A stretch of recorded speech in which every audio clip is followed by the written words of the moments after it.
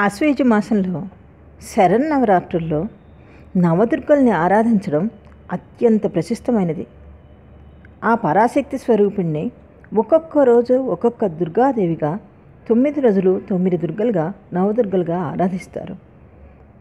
ప్రథమం శైలపుత్రీతి, ద్వితీయం బ్రహ్మచారిణి, తృతీయం చంద్రఘంటేతి, కూష్మాండేతి చతుర్థకం, పంచమం స్కందమాతేతి, షష్టం కాత్యాయనీతి చ, సప్తమం కాలరాత్రీతి, మహాగౌరీతి చ అష్టమం, నవమం సిద్ధిదాయిని.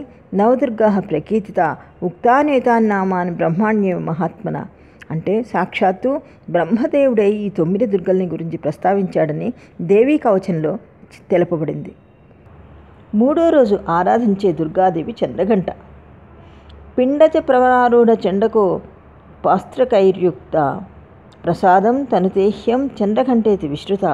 ఈ దేవి శిరస్సు మీద ఉండే అర్ధచంద్రుడు ఘంటాకృతిలో ఉండడం వల్ల ఈ దేవిని చంద్రఘంట అంటారు. సింహాన్ని అధిరోహించి ఆయుధాలు ధరించి యుద్ధానికి సిద్ధంగా ఉండే ఈ మాత దుష్టులకి భయంకరంగానూ భక్తులకు ప్రసన్నంగానూ దర్శనమిస్తుంది. ఈ దేవిని ఆరాధించే వారి కష్టాలు సత్వరం తొలగిపోతాయి. అంతేకాదు ఈ తల్లిని ఆరాధించే భక్తులు నిర్భీతిగా సంచరించగలరు.